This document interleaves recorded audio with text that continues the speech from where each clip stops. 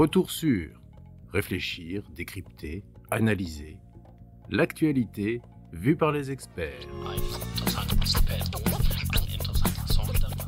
Persévérance, Tianwen-1, Curiosity, Rosalind Franklin, d'où nom pour ces machines aux avant-postes de l'exploration spatiale, ces rovers qui roulent ou vont rouler prochainement sur le sol de Mars.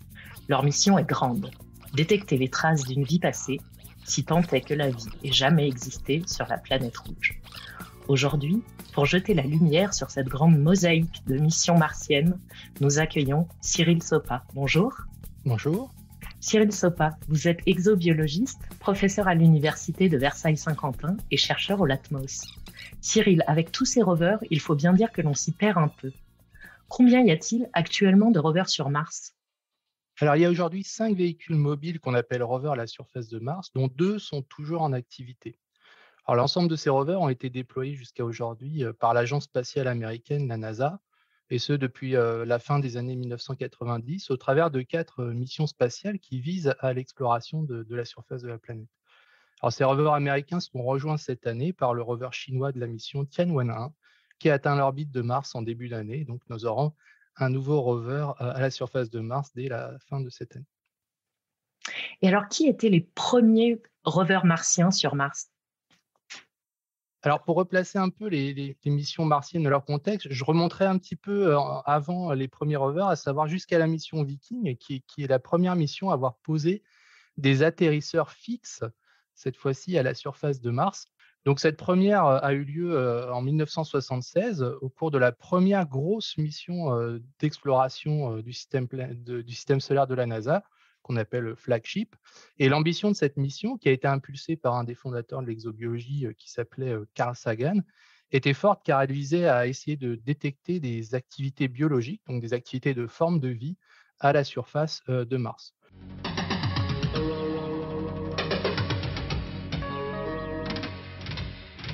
Viking, la sonde laboratoire à la recherche de la vie sur Mars.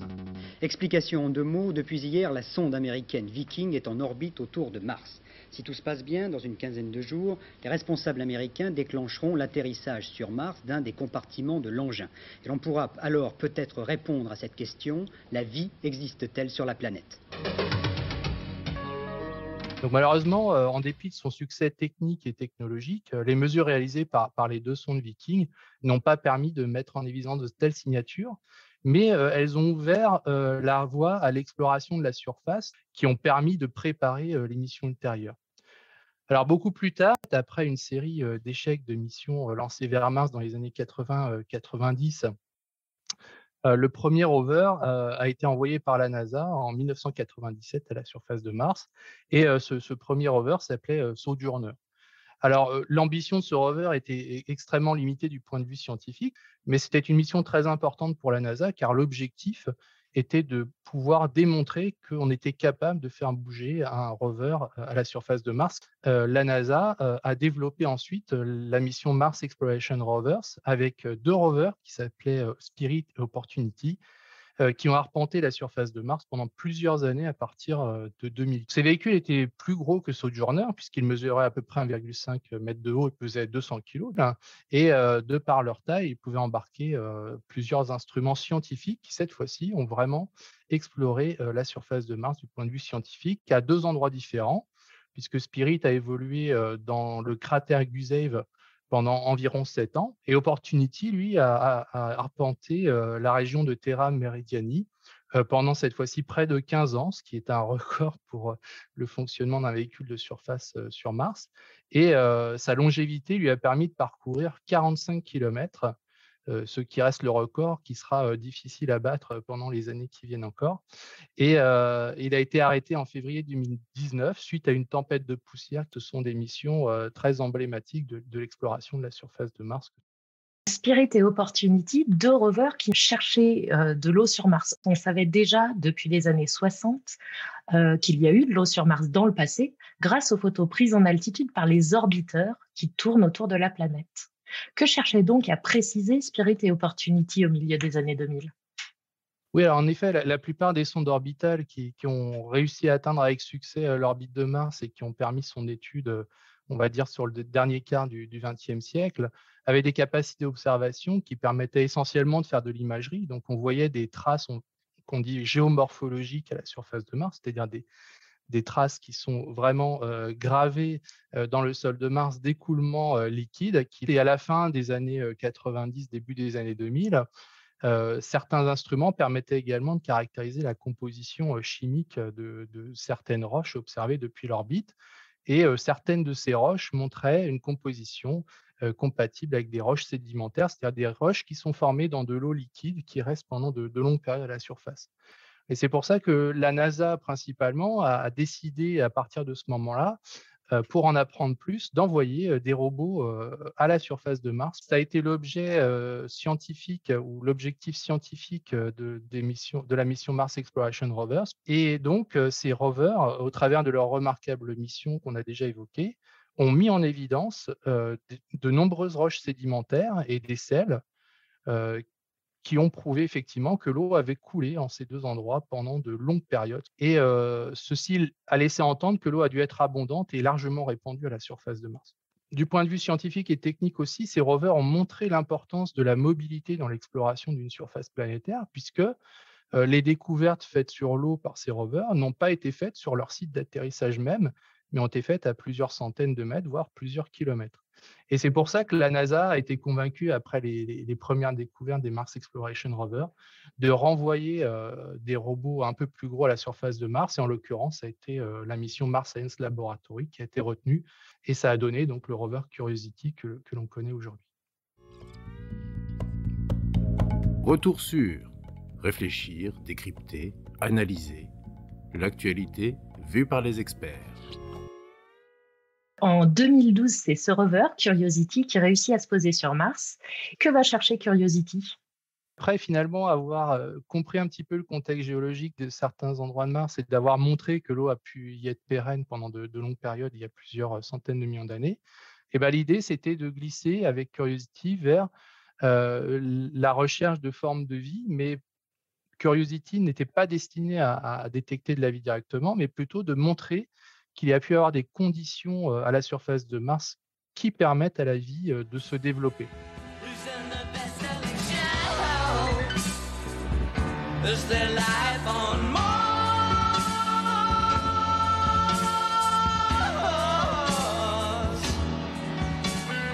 Et donc, c'est la notion d'habitabilité qui a émergé dans la communauté scientifique et d'exploration spatiale à cette époque. Donc, pour mettre en évidence un lieu habitable, il faut mettre en évidence, on va dire, les trois grands ingrédients nécessaires au vivant tel qu'on la comprend aujourd'hui, à savoir une forme d'énergie, de l'eau liquide pérenne, mais également les ingrédients qui permettent de fabriquer les matériaux biologiques comme les molécules organiques ou des éléments minoritaires comme le phosphore, par exemple. Et donc, l'objectif fixé à Curiosity était de montrer que le lieu où on l'a fait atterrir, à savoir le cratère Gale, a pu être un lieu habitable par le passé. Curiosity cherchait les ingrédients de la vie en un seul et même lieu. Et qu'a-t-elle trouvé ? Dans certains de ces échantillons, on a effectivement découvert pour la première fois de la matière organique endogène, c'est-à-dire qui provient de l'échantillon en lui-même. Seulement, le mode d'analyse qui est utilisé par cet instrument Sample Analysis at Mars et la présence de composés inorganiques dans le sol qui n'étaient pas forcément attendus n'ont permis de détecter que des molécules organiques qui ont réagi avec des espèces inorganiques présentes dans l'échantillon, ce qui a abouti à la détection de molécules organiques chlorées, dont le chlorobenzène, qui est la molécule organique emblématique détectée par l'instrument Sample Analysis at Mars. Et on a également détecté des espèces organiques soufrées issues de la réaction de molécules organiques avec des sulfates notamment présents dans les sols. Alors, à partir de ces espèces détectées par l'instrument, nous tentons de remonter à la nature primordiale de la matière organique qui est présente dans l'échantillon. Mais il faut bien saisir que c'est un travail d'investigation très long et fastidieux qui nécessite beaucoup d'études de laboratoire notamment pour essayer de reconstruire le fil de l'analyse et donc remonter aux espèces originelles.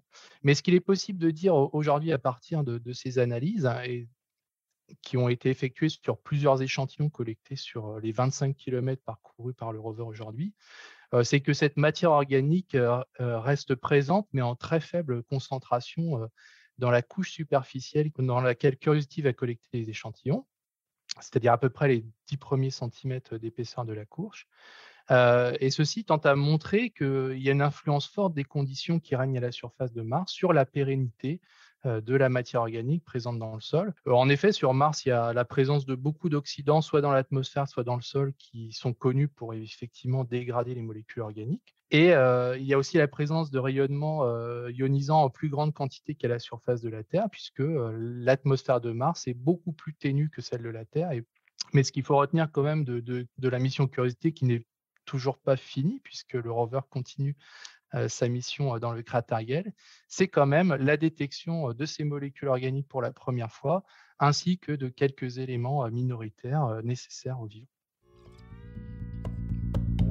Retour sur réfléchir, décrypter, analyser. L'actualité vue par les experts. Il y a donc des molécules organiques à la surface de Mars, mais elles sont fragiles. Et c'est cette fragilité qui motive les instruments à bord du futur rover Rosalind Franklin de la mission ExoMars de l'Agence spatiale européenne. Alors en effet, l'Agence spatiale européenne a décidé qu'il serait nécessaire de forer plus en profondeur pour essayer d'atteindre des couches qui seraient protégées, d'après certains modèles, de ces conditions extrêmes de surface pour la matière organique et le vivant. Et donc, elle a décidé d'équiper le rover Rosalind Franklin d'un foreur qui pourra descendre jusqu'à 2 mètres de profondeur. En plus de ce foreur, l'ESA a aussi sélectionné plusieurs instruments qui apporteront des informations complémentaires sur la minéralogie de l'échantillon, mais également sur le corps organique de ces échantillons, ce qui permettra en cas de détection de remonter plus facilement à la nature originelle des matériaux qui seront détectés, qui reste un puzzle assez difficile à résoudre aujourd'hui dans le cadre de Curiosity. Pour mieux comprendre la nature des différentes biosignatures et bioindicateurs que l'on recherche sur Mars, n'hésitez pas à relire l'article de Naila Chaouch et Fabien Stalport. Qu'en est-il des rovers Perseverance et Tianwen 1 qui ont atterri cette année, en 2021 ? Alors pour ce qui est de Tianwen 1, il faut avouer que pour les missions spatiales chinoises, les informations que l'on peut avoir de l'Agence spatiale chinoise sont très parcellaires et arrivent très, très tardivement. Mais ce que l'on sait du rover Tianwen 1 actuellement, c'est qu'il est équipé de nombreux instruments qui sont essentiellement dédiés à étudier la géologie de la surface de Mars sur le site d'atterrissage, et qui va combiner des instruments qui ont déjà été montés sur plusieurs rovers martiens, comme les Mars Exploration Rover, Curiosity ou Perseverance. Mais à ma connaissance, il n'y a pas d'instrument qui est dédié à l'analyse d'échantillons de surface et la détection de molécules organiques ou de biosignatures dans le sol. Ce qui n'est pas surprenant, puisqu'il faut comprendre que, alors que les Américains ont procédé par étapes, les Chinois vont faire atterrir leur premier rover martien sur Mars. Et donc, je pense qu'il y a l'enjeu technologique surpasse un petit peu l'enjeu scientifique ici, et donc il faut bien faire une première. Pour ce qui est de Persévérance pour la NASA, l'idée était d'envoyer encore une fois un démonstrateur technologique, comme le petit robot Sojourner dont j'ai parlé au début, mais cette fois-ci pour montrer la capacité de la NASA à prélever des échantillons à la surface, de les mettre dans un réservoir, donc la capacité à préparer des échantillons à être retournés sur Terre. Mais initialement, cette mission n'était pas la mission qui devait prélever les échantillons retournés sur Terre pour la première fois par la mission Mars Sample Return. Bon, les péripéties de l'exploration martienne et également, j'imagine, des enjeux économiques ont fait que c'est devenu la mission qui collecte aujourd'hui ou qui va collecter les premiers échantillons retournés sur Terre. Mais disons, cet aspect historique fait que les instruments qui sont finalement peu nombreux par rapport à Curiosity à bord de Perseverance sont plutôt dédiés à faire des analyses minéralogiques et pas des analyses dédiées à rechercher des indicateurs biologiques. Et donc, du coup, la sélection des échantillons va se faire sur des critères minéralogiques qui sont importants. Et avec un peu de chance, certains instruments pourraient détecter de la matière organique si elle est extrêmement concentrée dans les échantillons collectés. Mais il faut reconnaître que les échantillons vont être collectés comme dans le cas de Curiosity, dans les premiers centimètres de la surface de Mars. Et donc, on a toujours cet inconnu de savoir si on ne peut pas avoir une dégradation de ces signatures. L'intérêt, on va dire, de cette mission vis-à-vis de l'exobiologie, ça va être justement les échantillons qui seront retournés sur Terre, puisque ces échantillons distribués dans différents laboratoires tout autour du globe vont pouvoir être soumis à des techniques d'analyse de pointe extrêmement sensibles et donc qui ont des capacités beaucoup plus importantes que celles des instruments qu'on peut envoyer sur place, qui doivent résister à tout un tas de conditions extrêmes, comme le lancement de la fusée, le voyage interplanétaire, l'atterrissage à la surface, et encore une fois, les conditions extrêmes que l'on va trouver à la surface de Mars, comme les faibles températures ou les radiations. Merci Cyril Sopa. On voit bien comment la mosaïque des rovers martiens permet d'aborder le problème de la vie sur Mars par différentes facettes avec des missions très complémentaires. Merci de nous avoir emmenés dans les traces de nos ambassadeurs sur la planète rouge, les rovers. Et pour ceux d'entre vous qui souhaiteraient se plonger dans la peau d'un de ces rovers, je vous recommande vivement la nouvelle Curiosity de Sophie Divry, parue chez Notabilia. Retrouvez tous nos podcasts sur theconversation.fr. N'hésitez pas à les commenter et à les partager. Merci de votre écoute.